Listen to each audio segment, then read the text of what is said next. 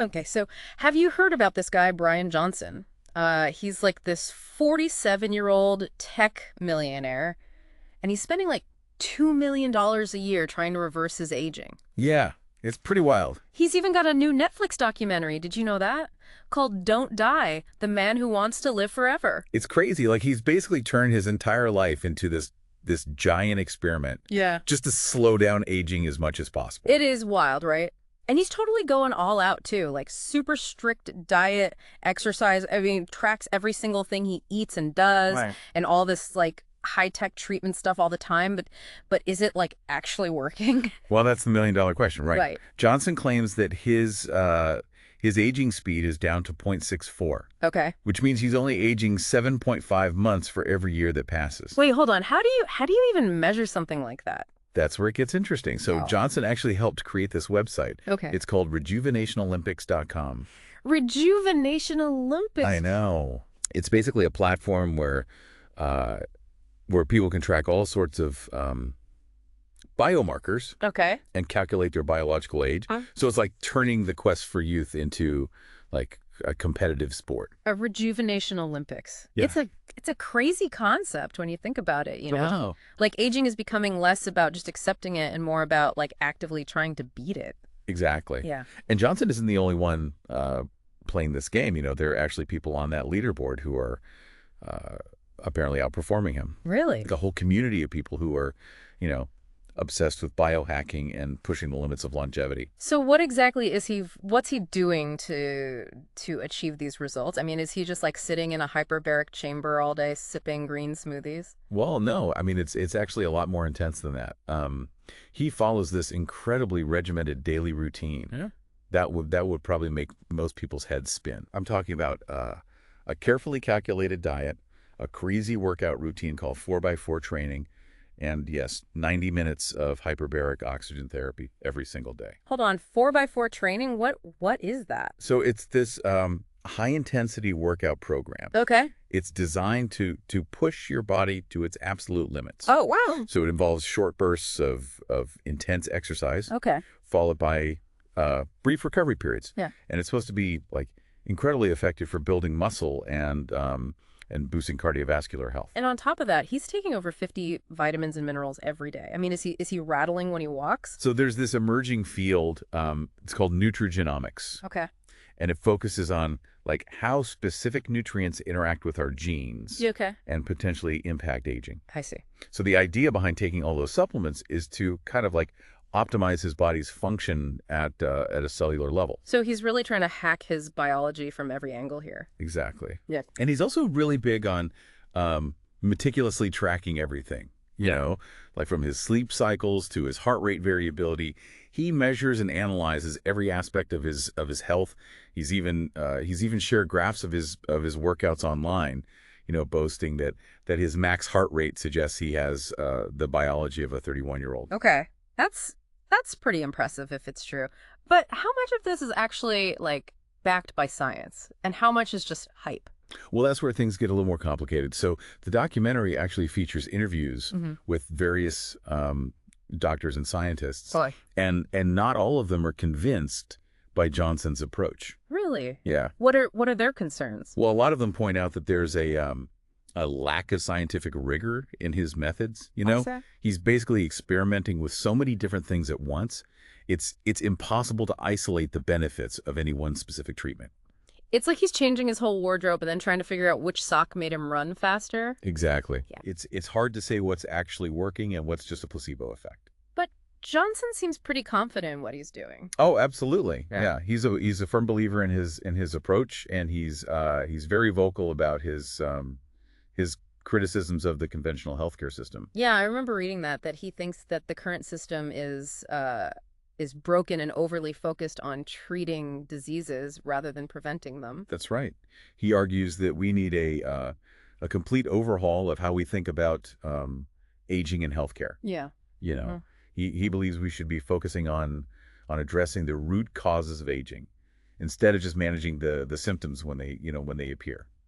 And he's actually taking steps to try to change things. He is, yeah. He's been actively advocating for changes in laws and regulations that he believes are hindering scientific progress in the field of longevity. Wow, he's really committed to this. It sounds like it's more than just a personal quest for him. It's almost like a mission to change the world's perspective on aging. Exactly, yeah. And that brings us to his don't die ideology, which is like at the core of everything he does. Okay, so tell me more about this don't die philosophy. It sounds pretty intense. It definitely is. It goes way beyond just trying to live longer. Yeah. It's about like reshaping our entire relationship with aging and death. He sees it as like a societal shift, Yeah. something that touches on politics, economics, ethics, even religion. That's a pretty big vision. Yeah. So what does that look like in practice? Well, he believes that with the right advancements in technology and a shift in societal attitudes, we could potentially eliminate age-related diseases and extend human lifespans, significantly. Okay. Imagine a world where people are living to 150 or even 200 years old and staying healthy and active throughout their lives. That's pretty mind-blowing to think about. I know. But are those really like realistic goals? It's hard to say. But Johnson is convinced that it's possible. And he's even suggested that artificial intelligence could play a key role in implementing this don't die vision on a larger scale. AI, how so? Well, he believes that AI could be used to analyze vast amounts of data about human biology Okay. and identify patterns and insights that could lead to breakthroughs in aging research. Okay. It could help us personalize healthcare, develop new treatments, and even potentially create systems for monitoring and optimizing our health in real time. Okay, now we're getting into some serious science fiction territory here. But let's reel it back in for a second. Yeah. I mean, not all of us have millions of dollars to throw at experimental treatments and AI-powered health assistants. It's true. Yeah. But here's where it gets really interesting. The core of Johnson's blueprint actually emphasizes the importance of things that are accessible to everyone, regardless of their financial status. Like what? Well, he might be taking them to extremes, but the foundation of his approach is built on three key pillars: sleep, diet, and exercise. Okay, but those are things we hear about all the time. I know. Is he saying that those alone are enough to significantly slow down aging? He believes they're absolutely essential. Uh, And he's not alone either. There's a growing body of scientific evidence that suggests those three factors play a huge role in determining our health and lifespan. so even if we're not all biohacking billionaires, we can still learn something from Johnson's approach. Exactly, and that's what makes this deep dive so fascinating. Yeah. It forces us to question our own assumptions about aging Yeah. and consider what steps we might want to take to live longer, healthier lives. Yeah, it's like he's saying we all have the power to influence how we age, even if we're not going to the same extremes as him. Exactly. You know what else is interesting? Even the director of the documentary, Chris Smith, he said that spending time with Johnson inspired him to be more mindful of his own health choices. Yeah. Yeah, that makes sense, right? It's easy to get caught up in the extreme details of Johnson's routine, but the underlying message is something we can all relate to, right? Absolutely. But speaking of extreme details, we can't ignore some of the more controversial aspects of his journey. Uh-huh. Remember that whole blood transfusion thing with his teenage son? Oh yeah. That definitely raised some eyebrows. It seemed like he was willing to try anything, even if it pushed the boundaries of what's considered normal or ethical. It definitely sparked a lot of debate, and it's worth noting that Johnson has since stopped that particular experiment. But it does highlight his willingness to explore any and all options in pursuit of longevity, even if it means stepping outside the norms of traditional medicine. Yeah, he's even said that he wants to create a new sport of longevity, pushing the limits of what's possible and using himself as a guinea pig.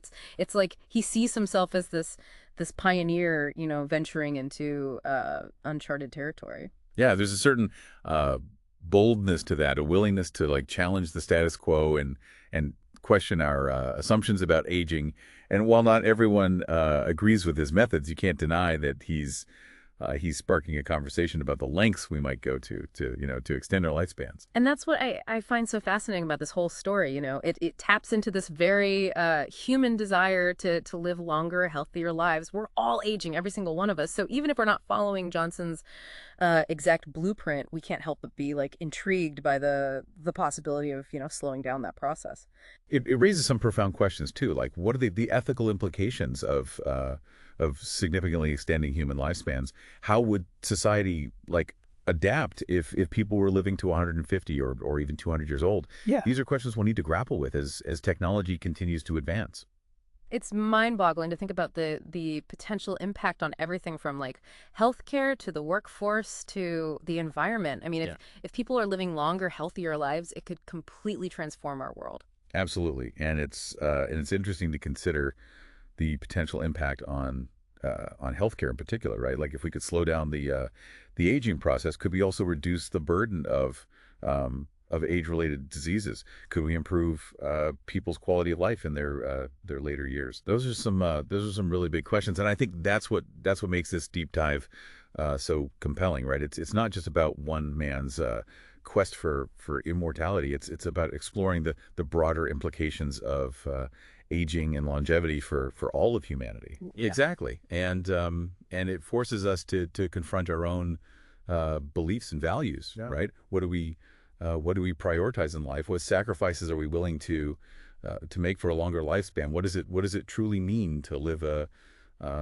good life? Those are questions I don't think any of us have any easy answers to, but they're definitely worth pondering. Yeah, it's almost like he's trying to approach aging as if it's like a solvable engineering problem. Like he can just hack the human operating system and just reprogram it for longevity. Yeah, it's a pretty radical way of thinking about it, that's for sure.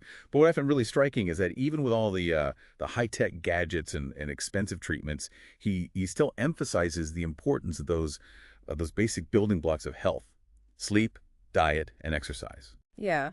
Yeah, it is a good reminder that, sometimes the simplest solutions are the most effective. I mean, Yeah. we all know we should be getting enough sleep and eating healthy foods and moving our bodies regularly, but it's easy to let those things, slide in our busy lives. Absolutely, and I think that's one of the key takeaways from this deep dive, right? Yeah. You don't need a team of doctors and $1 million budget to prioritize those fundamental aspects of health. Right. Those are things we can all control, and they can have a huge impact on our well-being, Yeah. both now and in the long run.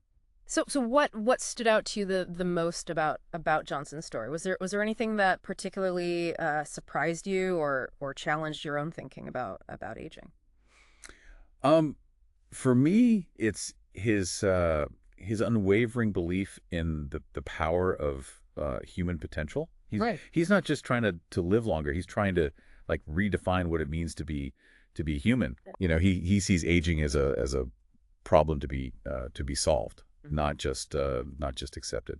And that's a pretty bold perspective. Yeah, it's definitely pushing the boundaries of our current thinking, and whether or not you agree with his methods, you can't deny that he's forcing us to question our own assumptions about aging and mortality. Absolutely, and that's what makes this deep dive so thought-provoking. Yeah. It's not about telling you what to believe or what to do. It's about encouraging you to explore these questions for yourself.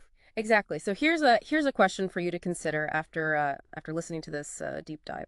What does a long and healthy life mean to you? What are you willing to do to achieve it? It's a deeply personal question, Yeah. and there's no right or wrong answer, but I think it's an important one to reflect on, especially in light of the advancements that are happening in the field of longevity. Yeah. The future of aging is still being written, and each of us has the power to shape our own journey. Well said. And on that note, we'll leave you to ponder your own relationship with aging and the choices you want to make to live your best life, whatever that may look like for you. Thanks for joining us on this deep dive.